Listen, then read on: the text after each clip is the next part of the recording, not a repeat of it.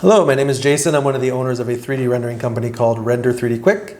And in this video, I'm going to explain the differences, the pros and cons about working with a 3D rendering company or a freelancer on Fiverr or Upwork or Guru, People Per Hour. There's Freelancer.com. There's so many different freelancer websites. And I'm going to try and be as unbiased as I can.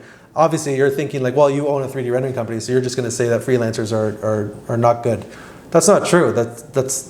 It depends what your needs are, what you're looking for, what your budget is, what your turnaround time is, what your project size is. Like, I mean, if you have 20 homes to do, is a freelancer going to be able to do it quicker, or a 3D rendering company going to be able to do it quicker? Like, we have like over 50 people here, and there's other 3D rendering companies that have a big team, a larger team than one freelancer. So obviously, it makes more sense to hire a 3D rendering company if your project is larger. If you have a smaller project and you have a smaller budget, obviously it makes more sense to just work with a freelancer. Like, it depends what your needs are.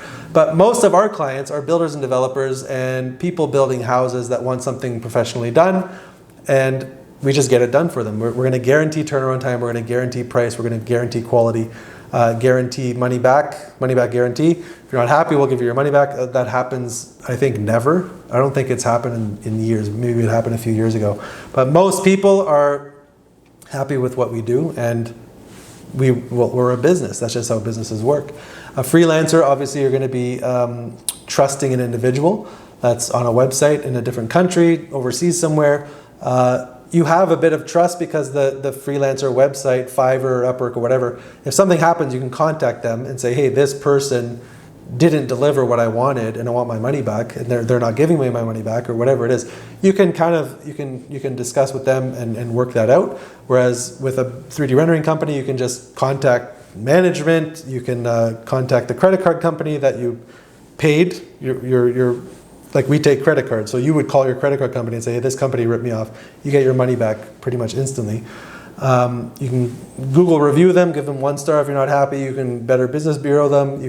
There's other ways to deal with a business that rips you off. But I mean, we have over 300 Google 5-star reviews, and so I mean, that says a lot. 300 people took the time to say, hey, this is a great company to work with.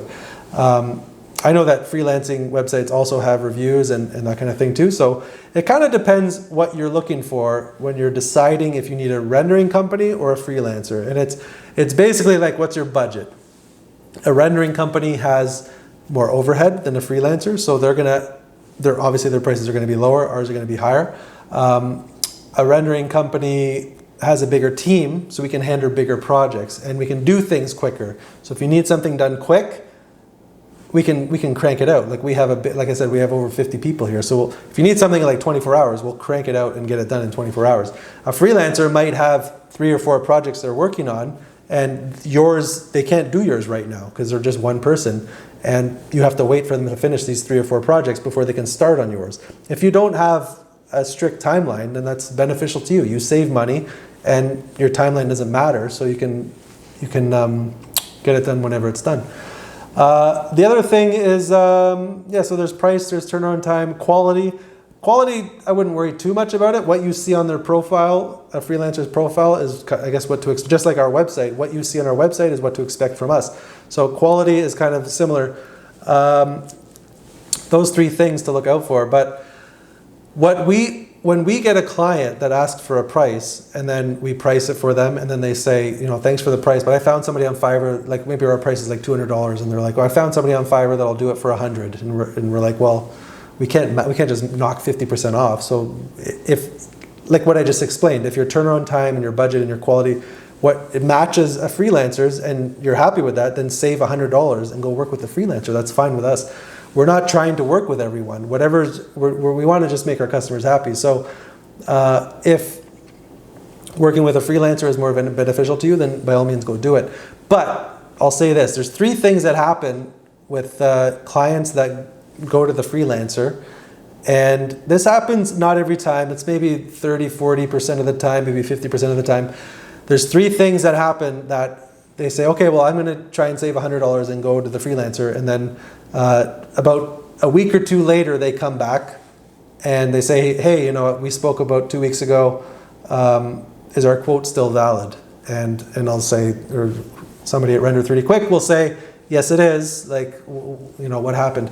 And the first thing is turnaround time. They're usually let down with turnaround time, so that maybe the freelancer says, yes, I can finish this by Thursday. And the person saying, I really need it by Thursday, so make sure you can, yes, okay, I will.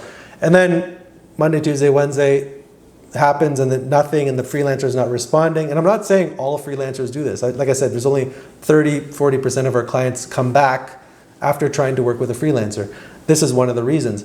They hire the freelancer to do the project, they need it by a certain day, and then it's just not delivered. And the freelancer is not responding because they're in their 12-hour time zone difference, and they're sleeping when our client's awake. So they start to panic and they call us and they say, hey, they said they can finish by Thursday. They haven't answered me all day. I need it. I don't know what's going on. Can you finish it in a day? And we say, yes, we can. So they come back to us for that reason. The other reason is similar to that the freelancer is not very responsive. They're not a business, right? So they might have day jobs. They might have a wife and kids that they have to take care of. They might have other obligations in life, and they just do this on the side, right? So they're not 100% into doing 3D renderings for their clients. They'll do them, but they also have a life outside of it. Whereas a 3D rendering company is a company. Like, that's what we do. That's what we do all day. So that's the other complaint. The second complaint is they're not responsive. They're in different time zones. Like, we're in Toronto, Canada, so we're in North America. Most of our clients are in North America. We have other clients in different parts of the world, but most of them are in the US or Canada. And so we're open during normal business hours. You can call us anytime you like, and we'll answer, and we'll actually answer into the evening, early in the morning. Somebody will answer you. So that's the other complaint, is not very responsive. And again, I'm not saying all freelancers are not responsive, but there's enough of them that enough of our clients come back to us because they want some responsiveness. Because they're asking questions, and they're like, maybe they're sending information about, here's some project information, hey, I updated my plans, here's the updated plans, and they don't get a response for a day or two. So it's like, did you get my plans, or what's going on? So again, freelancers have other obligations. They might have day jobs, they might have families they got to take care of, there are other things they got to do, and they're not 100% focused on running a business, a 3D rendering business. The third thing is being misled with quality. And same thing, I'm not saying all freelancers do this, but a lot of our clients come back, this is probably the number one reason, they come back and they say that the freelancer's profile had all this beautiful work, and then what they delivered was completely not what the work looked like on their profile. So they're kind of, I don't know if the freelancers are getting pictures from other people's profiles or online, they're posting somebody else's work on their profile, so it looks like they can do some really nice stuff, but then what they deliver is not very nice, or they'll tell me that they kind of scam them with like, oh, if you want this quality, it's going to be double the price. And they kind of like try to get more money out of the people. So all this stuff could happen. Like I said, the turnaround time, responsiveness, and quality.